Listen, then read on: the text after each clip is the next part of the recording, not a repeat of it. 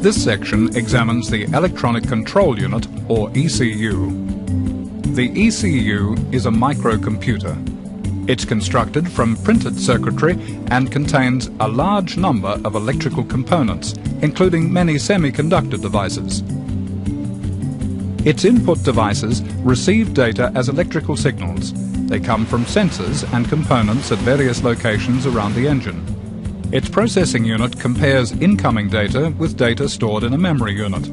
The memory unit contains basic data about how the engine is to operate, and an output device pulses the electrical circuit of the solenoid-type injection valves.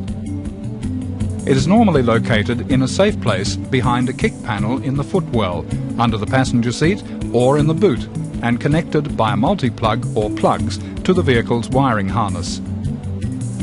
The core function of a basic ECU in an EFI system is to control the pulse width of the injector. More sophisticated models also control other functions, such as idle speed, ignition timing, and the fuel pump. These wider systems are called engine management systems. The more precise control they allow is very effective in reducing fuel consumption and exhaust emissions. The ECU adjusts quickly to changing conditions by using what are called programmed characteristic maps, stored in the memory unit. They are programmed into the ECU just as data is programmed into a computer. Characteristics means the engine's operating conditions, and they are called maps because they map all of the operating conditions for the engine. They're constructed first from dynamometer tests, then fine-tuned to optimize the operating conditions. This data is stored electronically. Ignition timing is crucial in this process. Between one spark and the next, the ECU uses data it receives on engine load and speed to determine when the next ignition point will occur. It can also correct the map value using extra information such as engine coolant temperature, intake air temperature, or throttle position. Putting all of this together, it arrives at the best ignition point for that operating condition.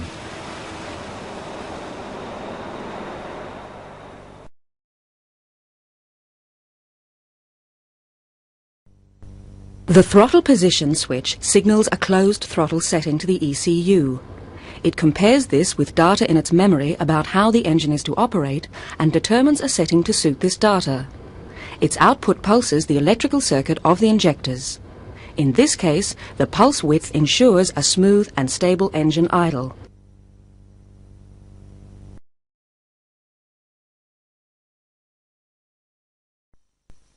The throttle position sensor signals a rich mixture requirement to the ECU.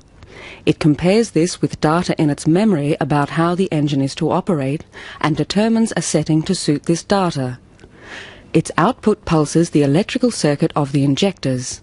In this case, it increases the pulse width of the injector.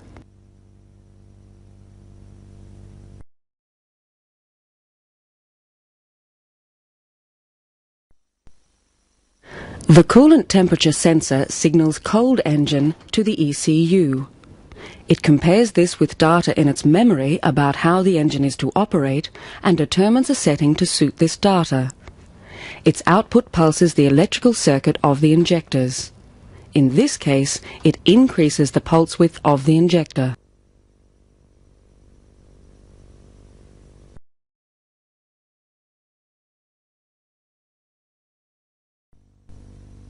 The coolant temperature sensor signals hot engine to the ECU. It compares this with data in its memory about how the engine is to operate and determines a setting to suit this data. Its output pulses the electrical circuit of the injectors. In this case, it decreases the pulse width of the injector.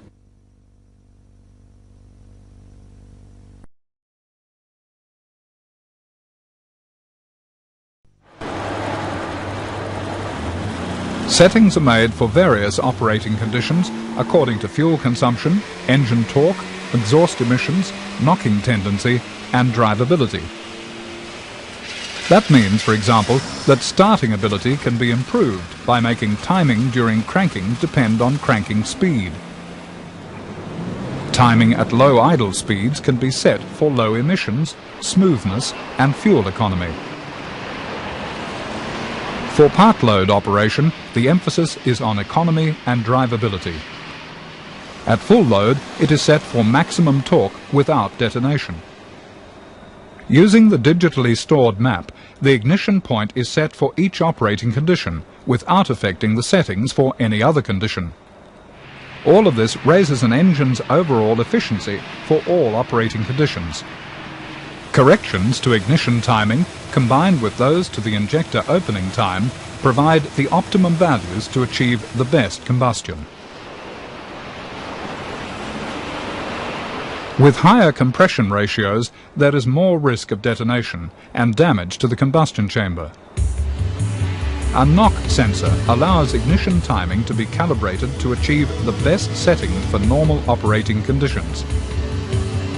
Knock or detonation can then be eliminated separately using closed-loop knock control. When a detonation signal is received, the control unit retards the ignition setting to bring detonation under control. A turbocharged engine is different. Simply retarding the ignition could increase the already high temperatures at the exhaust-driven turbine. But reducing the boost pressure at the same time brings detonation under control quickly. As soon as knocking is detected, ignition is retarded, which works immediately. Reducing boost takes longer, but as soon as it takes effect, the control unit returns ignition timing to its optimum value.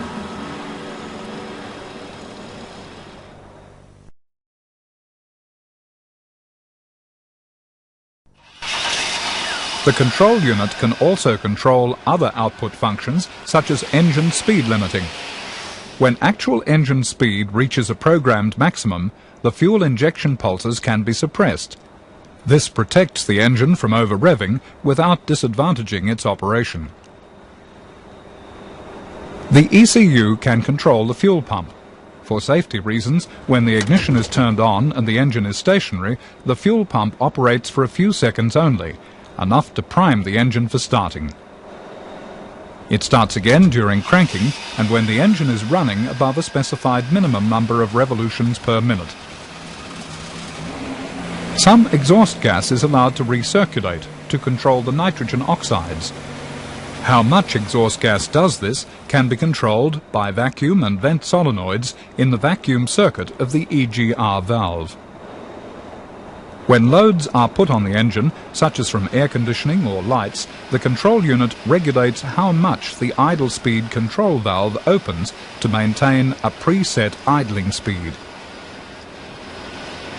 Fuel vapours stored on the active material in the canister are drawn into the cylinders and burned when engine operating conditions allow. At different engine speeds and loads, the control unit operates solenoid valves that alter the effective pipe length of the manifold.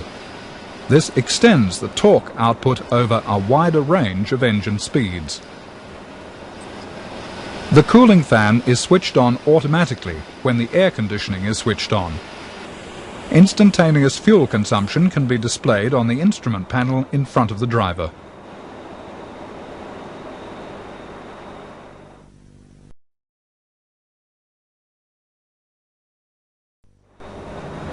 The check engine lamp is a warning light on the instrument panel.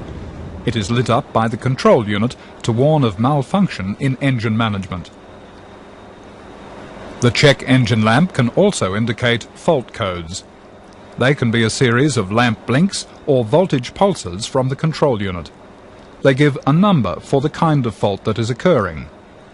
One lamp blink, followed by a pause, then 3 blinks in rapid succession, indicates code 13, which may mean, for that application, that the oxygen sensor voltage is not changing, leaving the engine in open-loop operation.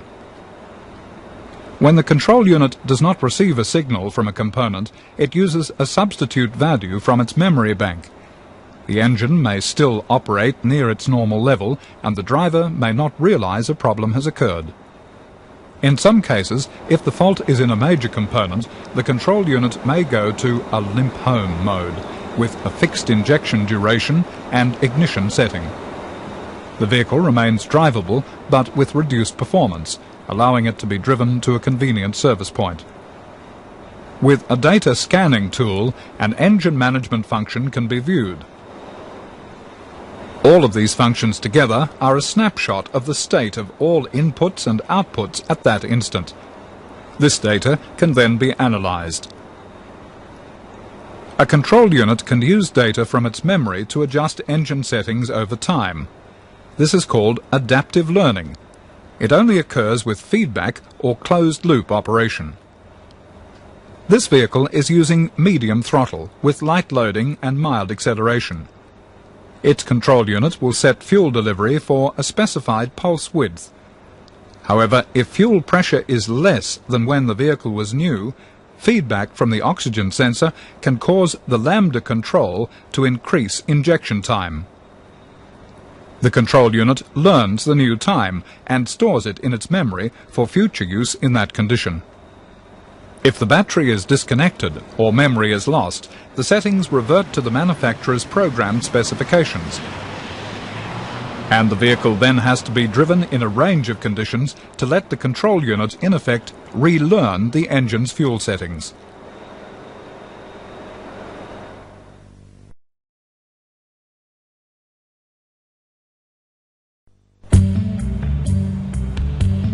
This section examines cold start systems. When a cold engine starts, some of the fuel injected by the main injectors condenses on the cold intake port or the cylinder walls. Less fuel stays mixed with the air, which weakens the mixture.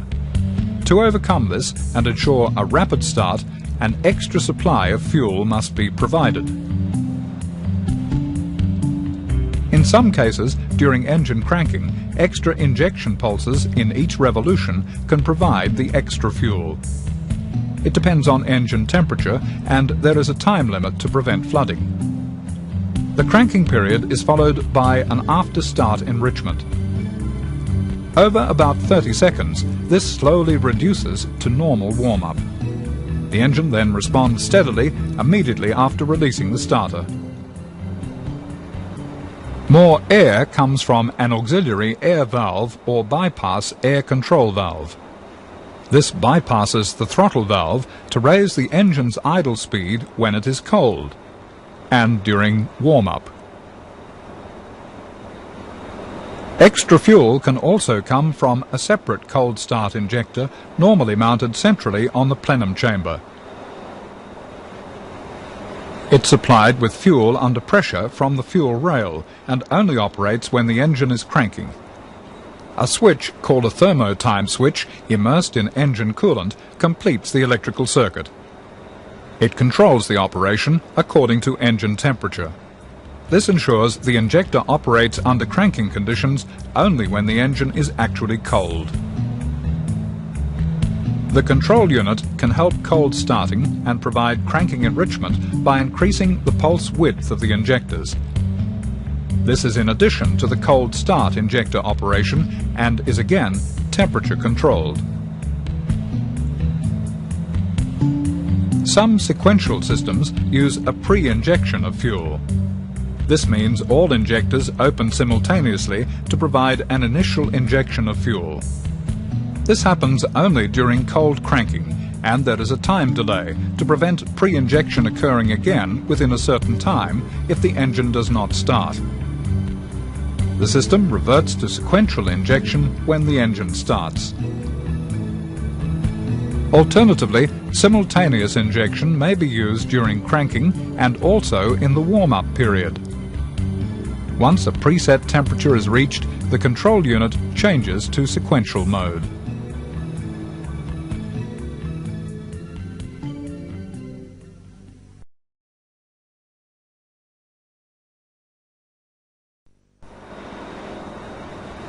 This section examines idle speed control systems.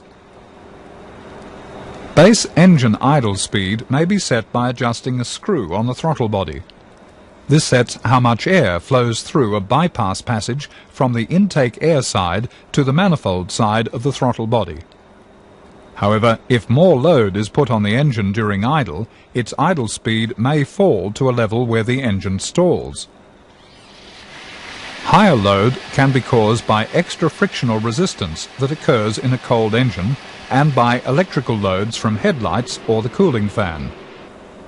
Shifting an automatic transmission into a drive range or engaging the air conditioner compressor clutch will also cause a drop in the idle speed. The extra air needed for a cold engine can come from an auxiliary air device. This one has a connecting hose from the intake air side to its controlling passageway and a return hose to the plenum chamber. It bypasses the throttle plate when it's in operation to provide the extra air. The control unit reacts to this additional air by metering additional fuel. This makes more air-fuel mixture available during the warm-up period.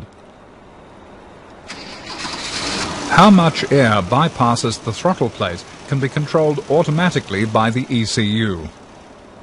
It receives data on idle speed and idle conditions and uses it to provide an output to a solenoid-operated taper valve or to a stepper motor pintle. The valve varies the opening of the bypass passageway and changes the idle speed to suit.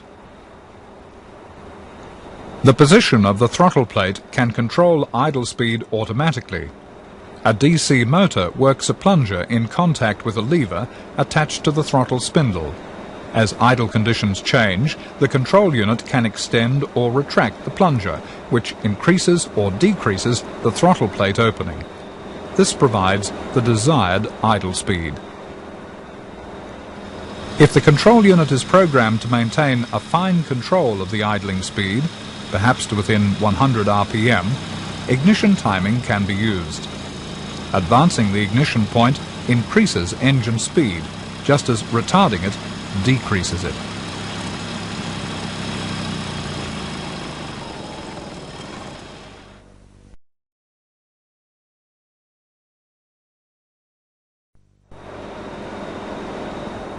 Hall effect sensors can also provide a voltage signal and, like the inductive type, can be mounted on the crankcase wall or inside the housing of the distributor.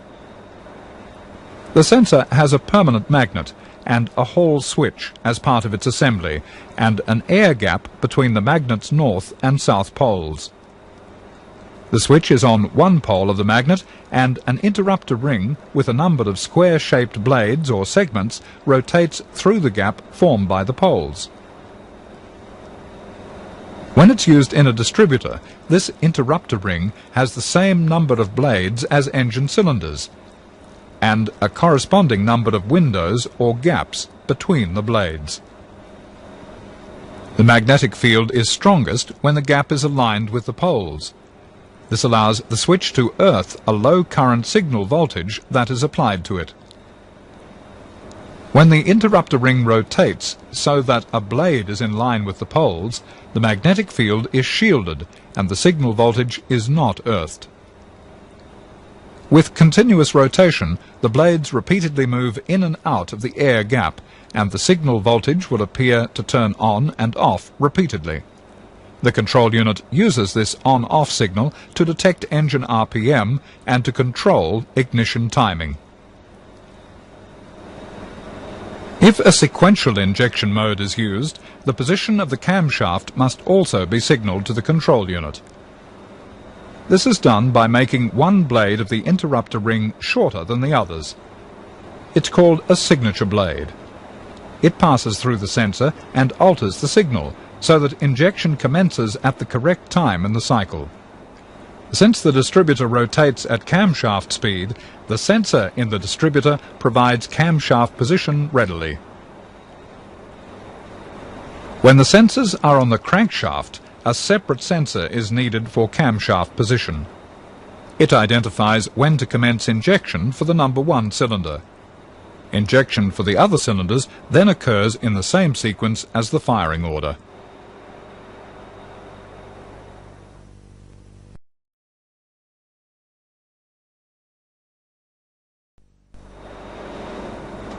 Crank angle position and engine RPM can be detected optically. A signal rotor plate is attached to the distributor shaft. It has 360 slits at 1 degree intervals on its outer edge. Inboard of the 1 degree slits are 4 slits, one for each cylinder. They provide the reference points for the ignition timing and the fuel injection. One is larger than the others to provide the signature effect for the number 1 cylinder. As the rotor plate turns, it passes between 2 sets of diodes positioned in line with the slits. The diodes above the rotor plate are light-emitting diodes, while the ones below are photodiodes. When provided with a suitable voltage, light-emitting diodes transmit a fine beam of light. Photodiodes receive this light and use it to make a voltage output signal.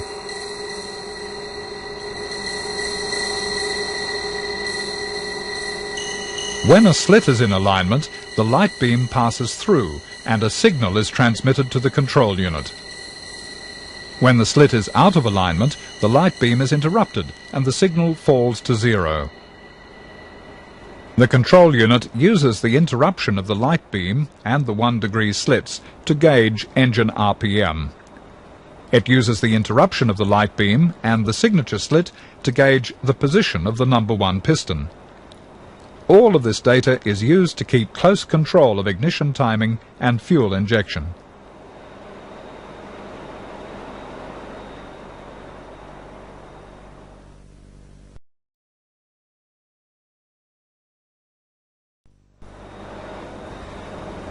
This section examines modes of fuel injection for petrol engines. A mode of injection describes the timing and the sequence of injecting fuel. Simultaneous injection means every injector opens at the same time. Fuel sprays into each intake port where it stays until the inlet valve opens. During each engine cycle, the injectors open twice, and each time they deliver half the fuel needs of each cylinder. This happens regardless of the position of the intake valve. The injectors are triggered by the ignition system. So for a 6-cylinder engine, the control unit triggers the injectors on every 3rd ignition pulse. Sequential injection means injection for each cylinder occurs once per engine cycle. It is timed to each individual cylinder in the firing order. Fuel spray stays in the intake port until the inlet valve opens. Grouped injection divides the injectors into 2 groups.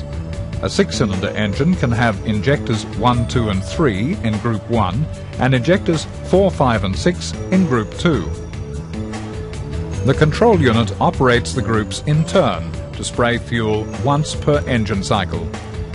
Group 1 injects, then 360 degrees or 1 crankshaft rotation later, so does Group 2. This happens regardless of the position of the intake valve. Just 1 injection provides the full quantity of fuel for each cylinder during that engine cycle. In some applications, different modes of injection are combined so that the mode changes according to the operating conditions. Sequential mode may be used for low engine speeds, changing to simultaneous mode at high speeds. The same principle is used in changing from light loads to heavy loads. Similarly, the mode may change from group injection to simultaneous. Using different modes for different operating conditions makes the most of how the fuel is used, and that improves power output, fuel economy, and emission control.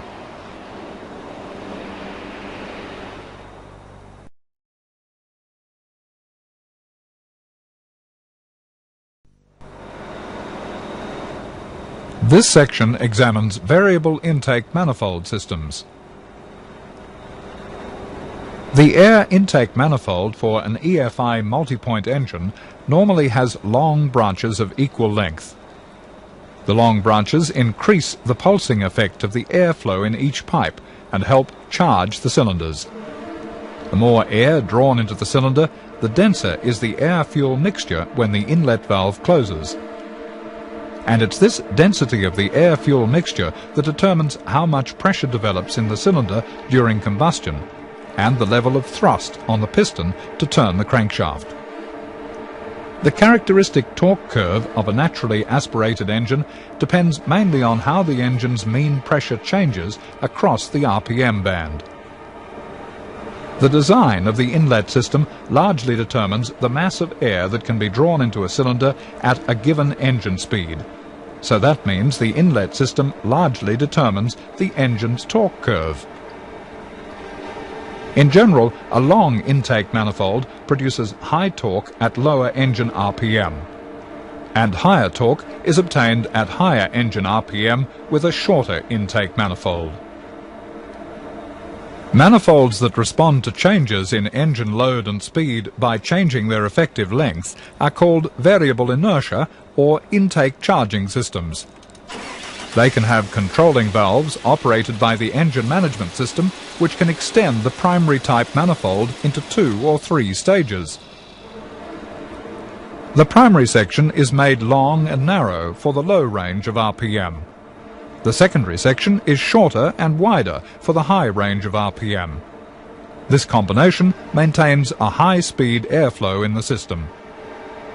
The 3-stage manifold extends the torque curve so that the torque curves overlap each other as advantageously as possible.